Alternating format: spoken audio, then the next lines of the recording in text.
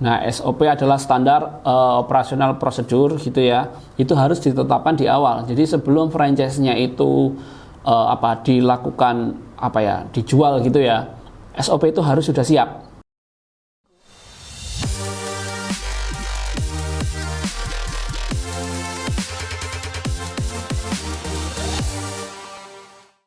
Hai Sobat The Consulting, ketemu lagi bersama saya Rio Kristiantoro. Nah, dalam video kali ini saya akan membahas tentang mengenai rahasia membangun sistem bisnis franchise dari nol. Nah, mungkin sobat sudah familiar ya dengan franchise itu apa sih? Nah, kalau dalam bahasa Indonesia ini adalah waralaba. Waralaba ini juga cukup populer ya di Indonesia. Itu cukup banyak sekali. Ya, ada di bidang kuliner, fashion, kemudian pengiriman gitu ya, tracking, itu franchise sekarang sudah banyak sekali. Nah, dalam pembangunannya dari sistem gitu ya, franchise ini juga bisa dibilang sulit sih, enggak juga, cuman gampang juga enggak juga gitu ya. Jadi kayak susah-susah gampang lah kalau boleh dibilang seperti itu. Nah, franchise sendiri itu adalah hubungan yang terjadi untuk bisnis di mana salah satu pihak memiliki hak untuk mendapatkan keuntungan dari kekayaan intelektual atau fitur komersial dari orang lain. Nah, jadi kita istilahnya membeli hak gitu ya, hak untuk mendapatkan keuntungan itu dari pihak lain. Nah, apa saja sih sebenarnya untuk membangun bisnis franchise gini ya, terutama bagi Anda yang ingin memfranchise-kan gitu ya usaha dari sobat semua. Yang pertama adalah fokus pada usaha tertentu gitu ya. Langkah yang cukup strategis adalah ketika kita menentukan sebuah produknya atau sebuah apa sih yang akan kita franchise-kan gitu ya. Nah, misalnya kita fokus pada bidang tertentu, contoh misalnya kuliner. Nah, sekarang kan lagi marak nih franchise kuliner gitu ya, atau pengiriman paket itu juga cukup populer gitu ya untuk tahun-tahun ini. Nah, itu kita juga bisa fokus di salah satu itu dulu. Jadi jangan semua usaha harus di franchise-kan, enggak, tapi kita harus fokus. Jadi untuk franchise-nya itu ada satu persatu kita susun gitu ya. Nah, kemudian yang selanjutnya adalah menetapkan standar peralatan kerja. Nah, standar peralatan kerja ini juga cukup penting gitu ya. Karena apa? Karena peralatan kerja ini juga akan sangat membantu gitu ya. Akan sangat membantu dalam melakukan bisnis proses yang terjadi dalam franchise itu. Contoh misalkan di salah satu franchise gitu ya, yang mungkin sobat semua tahu, ada yang memakai baju khusus. Contoh misalnya seragam. Seragamnya warna hitam gitu ya. Kemudian mereka pasti pakai apron yang warnanya coklat. Nah, hal seperti itu juga harus diperhitungkan. Kenapa kok seragamnya harus warna hitam? Kenapa kok nggak warna putih atau warna merah? Kemudian kenapa harus pakai apron atau pakai celemek gitu ya? Dan celemeknya itu pun juga harus ditentukan. Nggak boleh yang dari kain misalnya seperti itu. Karena apa? Karena ada pertimbangannya. Pertimbangannya seperti apa? Kenapa kok warna hitam? Nah, yang kita tahu hitam itu kalau misalnya terdapat noda, terdapat apapun, itu kan lebih tersamarkan ya, khususnya cairan ya, definisinya adalah cairan. Kemudian menggunakan celemek yang tidak boleh berbahan dari kain. Karena apa? Karena kalau dari kain terkena cairan itu akan menyerap. Nah, itu tadi bisa diterapkan ketika itu franchise-nya adalah di bidang kopi. Nah, kemudian yang ketiga adalah menentukan strategi branding. Ya, branding untuk franchise itu hukumnya mutlak, nggak boleh enggak. Karena apa? Franchise itu orang mengetahui produk kita itu berdasarkan dari logo atau simbol atau warna khusus. Mungkin franchise yang yang di luar sana itu pasti memiliki warna khusus atau enggak ikon khusus. Jadi dari jauh saja itu sudah kelihatan. Oh, itu si kopi A tuh brandnya ini. Kemudian itu ada lihat lagi ya, dengan logo ini, oh ini pasti ayam geprek si A, seperti itu ya. Jadi branding itu cukup penting. Jadi hal yang mutlak ketika sobat semua ingin memulai bisnis untuk franchise.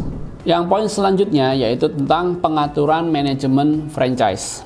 Nah, pengaturan manajemen franchise ini seperti apa sih? Nah, kita tahu kalau franchise itu sistemnya semuanya cepat gitu ya.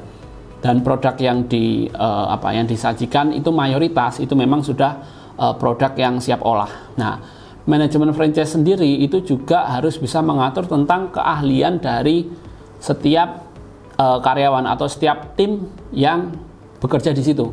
Nah, untuk franchise itu memang membutuhkan skill atau pengetahuan itu secepat mungkin. Di manajemen franchise orang yang baru join itu dituntut untuk cepat bisa. Karena apa? Karena kita tahu franchise itu biasanya sangat dalam hal tenaga kerja itu memang benar-benar sangat diukur. Gitu ya, tingkat keefektifannya, omsetnya berapa, kemudian labanya dari sebuah franchise itu berapa, sehingga tenaga kerja yang dipakai benar-benar porsi yang pas gitu ya. Dan itu dituntut supaya satu orang tim itu bisa melakukan hal atau pekerjaannya itu dituntut untuk cepat bisa. Jadi baru join sebisa mungkin langsung bisa, sehingga manajemen ini harus benar-benar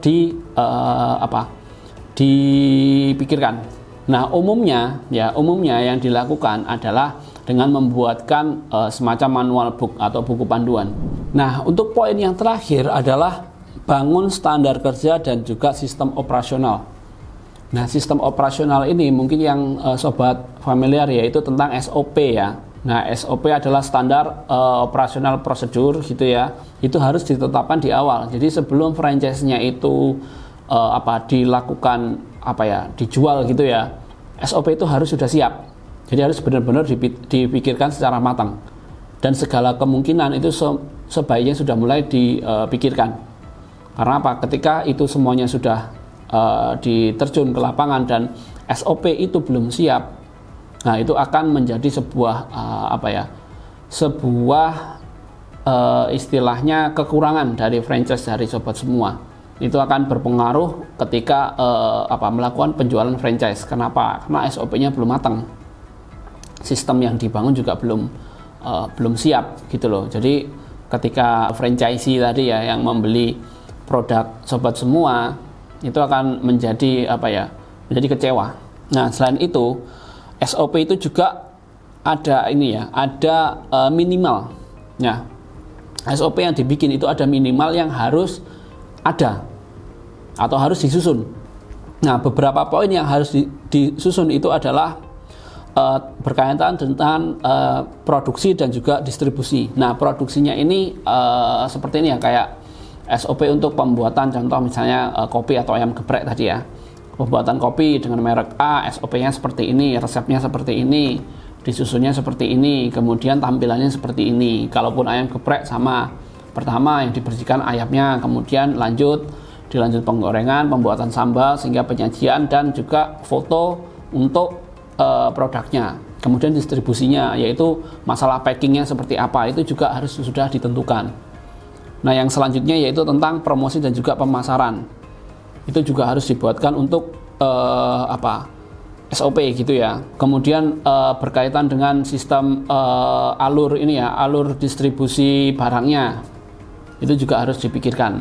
Kemudian berkaitan dengan masalah pembayaran, kasirnya, penyetorannya, itu juga harus diperhatikan, dibuatkan SOP-nya. Jadi supaya jelas penjualannya berapa, disetor berapa, menyimpannya bagaimana, kemudian cara di input di softwarenya seperti apa, itu juga dibuatkan untuk SOP-nya. Nah, sobat, itu tadi adalah rahasia bagaimana membangun sistem franchise dari nol. Ya, semoga video ini bermanfaat.